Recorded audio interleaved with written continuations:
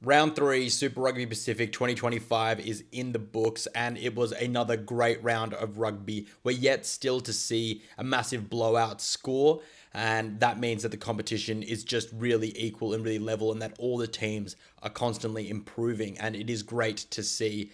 We did see some big, not upsets, but necessarily some teams getting on the board. So we'll go through that. We'll go through the key players of each match, and we'll give you a quick wrap on all the games as well.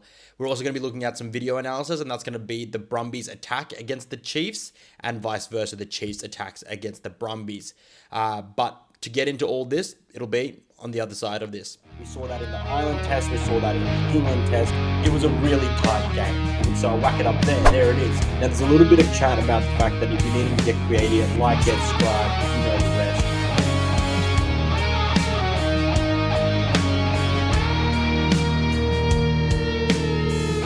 The weekend started at North Harbour in New Zealand with the Moana Pasifika team hosting the Highlanders for their first home game of the season. And I think it was culture round, and they both performed their huckers, or their war dances rather, and it was a awesome occasion. It really warmed my heart to see that they got such a big crowd out there.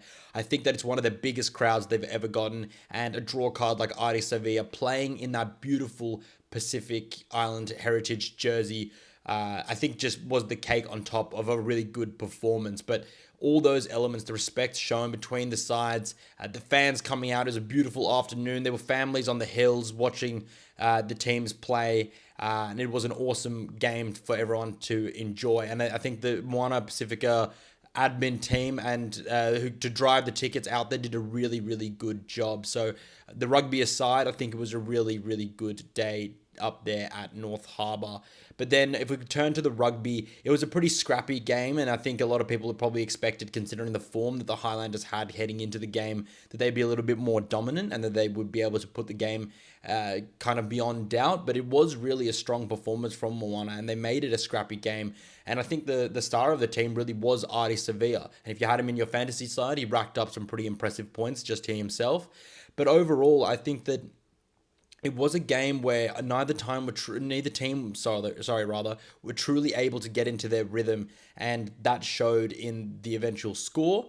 But it also just showed out on the field with certain balls not going to hand, plans probably not coming off as they wanted to, and probably either side and both sides being frustrated by the other.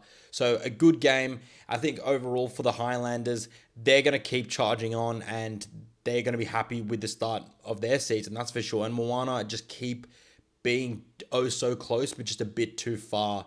And so I think that it's encouraging that they're improving, but it's a shame that they haven't been able to clinch a game. But next came the Waratahs versus the Drua in Sydney, and the Waratahs just managed to hang on again for a second consecutive match, and they had the bye, and I'm not sure the bye actually helped them that much, because overall their tactical plays seemed to be pretty similar, even without Suoli'i, who was such a huge aerial threat. But they still have a tendency to go to the kicking game when they've run out of ideas, and they seem to run out of ideas quite quickly. And against a dangerous Fijian Drua side who have attacking weapons and counter-attacking weapons across the side, it's not just in the back line, it's from 1 to 15 who can run the ball when they're in space. And we saw that with a couple of their second rowers getting the high knees up and getting in some space. So I think the Waratahs were probably lucky to win that, and I'm not sure they completely deserved to. The Fijian Drua played really well. The thing the Waratahs will take away from, and Dan McKellar and their scrum coach, Dan Palmer, is how dominant their scrum was.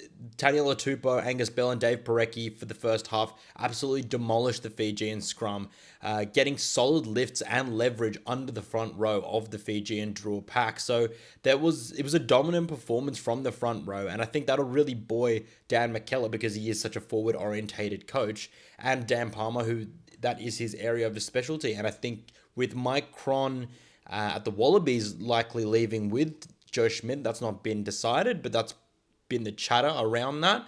Dan Palmer is looking like someone who's working with Taniela Tupou and Angus Bell, who you'd have to think is the starting front row against the British and Irish Lions, and that's got to fill you with confidence. But now back to the Waratahs. I think that their attack is looking like the dullest and the least structured with the most chaos in it out of all the Australian sides.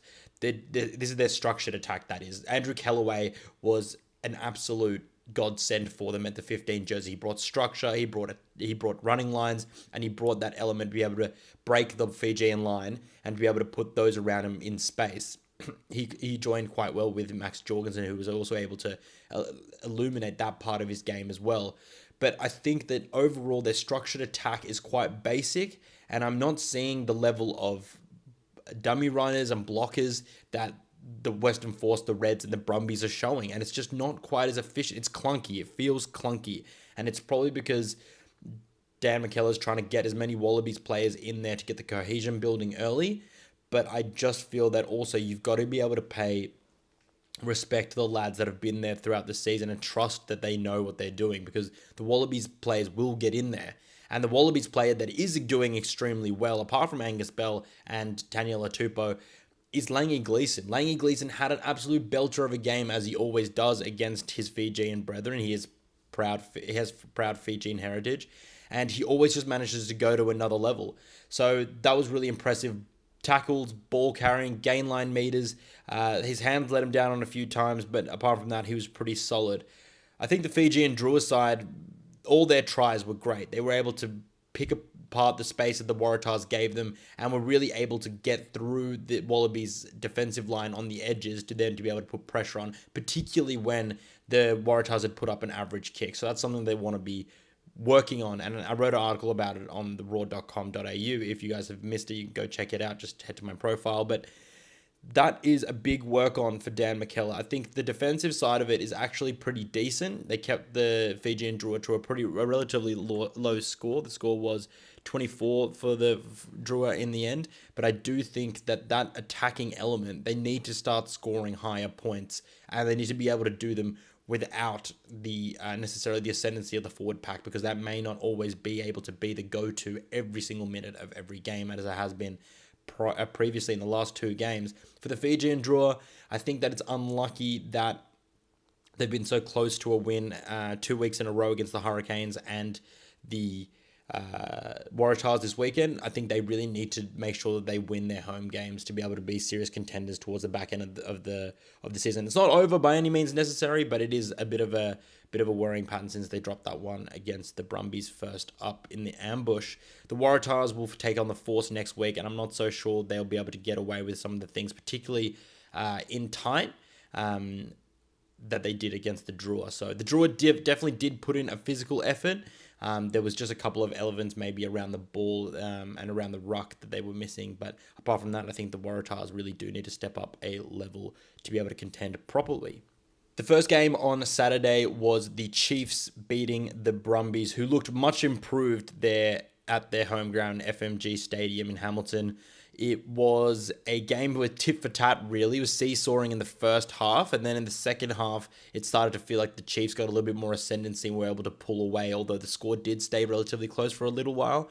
Parts of it were fortuitous, especially that first try to Andy Muirhead, where the Brumbies ran a wrong, they got the move wrong, and it ricocheted and off someone's leg, and I think Muirhead towed it ahead for Corey Toole to pick up, and in the confusion, they just managed to score under the posts. But yeah, that was pretty fortuitous. Apart from that, I thought the Chiefs were pretty dominant, to be honest. Quinn Tupaia definitely led part of that dominance in the midfield. He was electric for a second week running, as well as D-Mac. He was able to find space, slice through it, and he was unlucky not to score a 70 to 78 meter try, beating two defenders there very early on. I think it was around the 30-minute mark. Held up superbly by Tom Wright.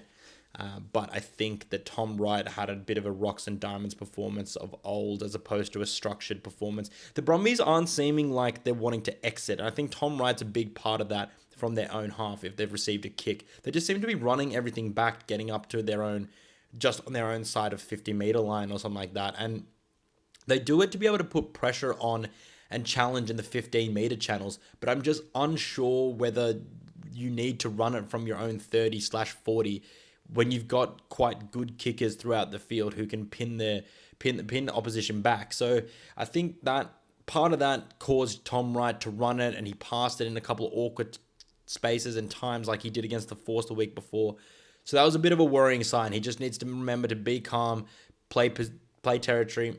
Something needs to come from Larkham as well, but they really do need to make sure that they stay in the territory fight early, because once they did get down the Chiefs' end, they were able to really apply the blowtorch and were able to get pay every time they entered early on. So what they were doing is, what we'll analyze a little bit later after we've gone through all this in the video analysis part, is the way they were able to condense the Chiefs' attack to then be able to exploit it out wide.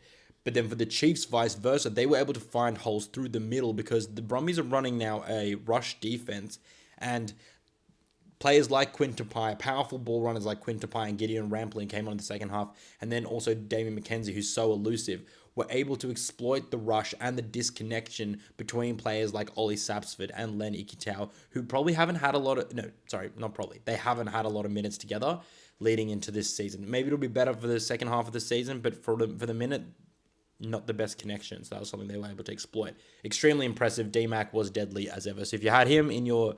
him and Anton Talena-Brown, which was also very good. He got the highest points out of those three individually. And Quinn Tupai, really good in your fantasy team. I think overall the Chiefs are they're the benchmark. The Brumbies played a lot better than I anticipated and that I gave them credit for, but I don't think the score truly reflects how dominant the Chiefs were in certain aspects.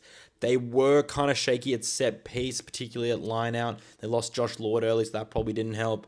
But I think that the Brumbies genuinely took last week as a little bit of a wake-up call, and they really were impressive in the set piece, particularly the scrum for Alan Alatoa and James Slipper, the veterans. Heading into next round, the Chiefs don't look like they're going to cop a loss anytime soon. They're extremely powerful, dominant, and they are the form side to beat. Absolutely, no questions asked. And the Brumbies, they could very well go 1 win from 4. Unless they can cause an upset against the Blues at home. So it's not to say it's not possible, because the Brumbies show that they have a game to be able to go through sides like the Chiefs, who were able to hold the Blues out. So it's not that they can't do it. It's just at home in Eden Park for the Blues is a different side as perhaps away. And they haven't exactly been in fine form. The Blues winners, the Hurricanes. I actually didn't watch this game, full disclosure, so I'm not actually going to comment on the performance, but I will say that this feels like a little bit of a weird place for both sides to be in. Blues won at the death, just like the Reds did to the Force. And it feels like the Hurricanes are so close to clicking, but yet not. And I feel like that probably comes down to, although Harry Godfrey is a very talented player, talented player at number 10, he's very young. So I think that perhaps the Hurricanes are just missing that little bit of direction and control from an experienced fly half. And then I think vice versa, the Blues probably just slow out of the blocks. They'll come good for the second half of the season, which terrifies anyone, but particularly an Australian member like myself, because they haven't played a lot of Australian sides yet, so that means that we're all coming to them in the second part of the season. The final game of the round was the Force versus the Reds, and this was an absolute another nail-biter. I was on the edge of my seat. It was an absolute classic clash out west. Arvo footy for them, and it was such a good game. It truly was. And I'm pretty sure that the crowd was relatively healthy. I don't have numbers I don't have any numbers on the actual official figures, but it looked pretty good, and they looked like to be in full voice. So that was reassuring to see.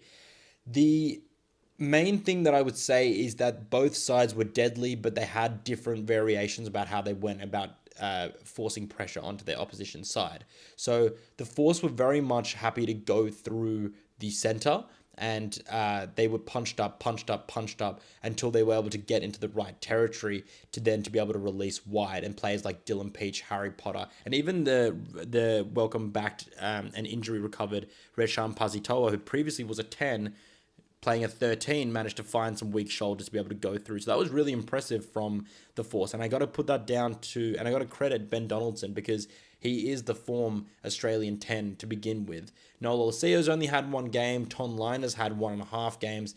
I think that Tom Liner played really well, but he went off at half time. So I think that Ben Donaldson holds this early. What that means for the Wallabies selection, I won't get into right now. But it is great to see that there are some Australian 10s having some good early form in the Super Rugby Pacific and playing with confidence. He really is. I think that the Force pack definitely, in a brute force contest, they probably won. They won that contest, I'd say. But from a sleight of hand, structured, tactical perspective, the Reds were really, really good at exploiting space back on the inside in the Western Forces defense, and that's what led to line breaks from Fraser McWright, Harry Wilson, Tate McDermott, even Haramiah Murray, I think is his name, the fullback from Crusaders. They were just able to find space through the middle of the Western Force, not because they were going through as in over them. They were just able to exploit and they did their research in the gaps that appear in the Western Force's defensive line, because they're putting quite a lot of pressure coming from the outside in, but the inside's lagging a little bit, and that's really providing some space. And the Queensland Reds did really well to identify that, and then that just meant that they were able to get on the front foot and to be able to break through and score their tries through the middle. Carlo Tizzano versus Fraser McWright was an epic battle, and Carlo Tizzano takes that round out. Ding ding, round one, game one. I'm not sure if they play each other again later in the season, but Carlo won that. Tackled everything that moved, ran really hard, scored another brace of tries. That's 2 weeks in a row. And he did not get onto the ball. It was quite a clean breakdown for the most part. Not a whole lot of breakdown action or breakdown penalties necessarily giving away. Both sides had extremely impressive connection for their pods. So the carrier was holding their feet and then going to the ground. The cleaners were really connected and got in close and cleaned effectively, and the sealer were there straight away. So there wasn't actually a lot of contest at the breakdown. Now, like, the final note that I'd say is that the Western Force head to Sydney to play the Waratahs. They're probably going there with some confidence that they can roll the Tars, and they'll probably be pretty filthy with themselves if they let this one go, because I feel like they should probably have felt that they could have. That's one they could have won. The Reds, they head to Christchurch, I believe, yes. And that's their first clash with a New Zealand team. So I know the Pacific is based in New Zealand and it is technically New Zealand paid side, but more so traditional New Zealand side in the Crusaders. And that'll be a good barometer to see where the Australian sides are compared to the New Zealand side. So the Waratahs have beat the Highlanders, who people think are the worst side, but I don't think that's the case at the moment. The Brumbies lost to the Chiefs, who are the best side in the competition, no questions asked. So the Crusaders in that middle of the table, along with the Brumbies, will be interesting to see how that goes. And then now we're going to head on to the video analysis part. First, we're going to take a look at the Brumbies attack against the Chiefs and how they were able to condense the Chiefs attack to then be able to go wide to score the points. And this is how they scored their first 2 tries. The Brumbies are running phase play. And then if you take a look at this still here, the Chiefs are extremely condensed. They have no players inside the 15-meter channel, which is that line there, the one away from the 22-meter dot line. And then you're looking at where the furthest out Brumbies player is standing in Luke Reimer. He has his hand up and he is calling for the ball because he sees that he's in space. Manessa Mateele, who is the fullback, along with Damien McKenzie, are tracking along, but that is about a 25-meter gap should someone be able to put a ball or a player into that space. And then all you can see here is that the Chiefs forwards, who are quite condensed, and the Brumbies have numbers to burn on the outside, are all facing in and looking inwards. And this is also being assisted by the fact that the Brumbies players are carrying inwards. So when they run through a couple of phases, the Brumbies go back and forth, punching it over the gain line and making sure that they're getting quick recycle. Ryan Lonergan is doing nothing flash here. He's just simply mustering his players around the field. And then when the Brumbies finally decide to go, they go out the back, and that's when the numbers have swung around from the open side to the blind. And who gets the ball? Luke Reimer, the man who was calling for the ball out wide earlier on. The Brumbies go back to playing direct play, and Alan Alatoa carries. Ryan Lonergan continues to go center. Neville slips it to Slipper, and then Lonergan goes the same way, forcing the Chiefs defenders to continue to crab across and focus on in towards the ball and condense. All their eyes are going inwards now. And this is when Lonergan pulls the trigger. Frost out the back to right out to Muirhead, gets taken out by Mataele, but Declan Meredith scores in the corner because the space is always on the flanks and on the edges, and it's something that Aaron Cruden, who's a very decorated All Black and a Chiefs legend, noticed throughout the game. The simplicity of the Brumbies' attack plan saw them just go phase for phase for phase and build the phases until the point where they could effectively swing numbers and overload a channel where the Chiefs weren't attacking, and that was in the 15-meter channels. If we then look at the Chiefs' attack off a centre field scrum, in this scrum, the Chiefs are getting the ascendancy early. They get a good hit, and then they manage to pivot. Cortez Radama calls for the ball, and it's an easy pickup. Now, if we pause the frame here, the disconnect between Len Ikitau and Ollie Sassford is so blatantly clear to the naked eye, but I want to break down why this is the case. So for the Brumbies under defense coach Ben Moen, they are running a rush defense. But Len Ikitau, who's been in the Waratahs setup, in the Wallabies setup rather, for the last 8 months, has been running a drift defense, a connected line speed drift defense. And because in this instance, Josh Jacob, the number 10, has Quinn Tupaia outside him, who has Anton Leonard-Brown, who is then Manasseh Mataele on the wing, is against Ollie Sapsford, Len Ikitau, and Andy Muirhead, they should technically, considering that they are outnumbered, run a connected line speed drift defense or an extremely rush and harsh rush. But this is where Ollie Sapsford's philosophy on rush defense and Len Ikitau's clear body language showing that he's doing a connected line speed and he's waiting for Ollie Sassford to connect on the inside with his body turned out and his left shoulder pointing straight at Quinn Tupaia is a complete and utter disconnect in both defensive philosophy and defensive structure. And Quinn Tupaia is too strong and powerful and slices straight through the gap that is just gaping and waiting for them to go through. He throws a beautiful cutout ball to Manasseh Mataele, and then there's just simply too many strong ball carriers and too many carriers for the Chiefs in that space for the Brumbies to be able to repel the attack. I think that the key thing that you should notice in the infographic here is at how jagged the defensive line is. Now, any defensive coach anywhere at any level will tell you that this is exactly the opposite kind of shape that you want to be running with in a defensive system. You never want to be looking like pawns on a chessboard that are staggered, one forward, one back. And Andy Muirhead is just doing the best he can here to be able to apply himself to the drift that Len Ikitau is implementing, and he's probably telling Andrew Muirhead to commit to, and also to be able to bite in, to be able to cover that space because he sees that Len Ikitau is going to have to turn in as well, and that means that Muirhead has to come in and take Anton Leonard-Brown, who's the second man from the wing. All in all, this is a pretty basic. There was nothing special about this move. It was just that the Brumbies got this so horribly wrong. And Quinn Tupaia, who was a absolute weapon for the Chiefs, if not man of the match, were able to punish that space rather due to the fact that he is extremely powerful and has got a bit of toe, thankfully coming back from his long injury layoff. And with that, guys, that's the wrap for the weekend. I hope you get something out of the video analysis aspect. I hope you enjoyed the wrap on all the games. And if you did get some value out of it, please chuck me a like and a subscribe. A subscribe really helps me really reach more rugby lovers like yourselves and be able to continue to produce this content because it's just me. I take the time out of my weekends to be able to do this content for you guys, and I love doing it, and I just really appreciate a like and a subscribe. So if you take it 2 seconds of your day, that'd be super great. But stay tuned, we'll be doing a round preview come Wednesday, and as always, I want to hear from you guys in the comments if you have anything about the teams, about the performances, about the review, and anything if you're wondering about the video analysis. I'm always here to chat about that because I'm always trying to help whether it's rugby coaches or rugby players better themselves. So I hope you enjoy the week, but until then,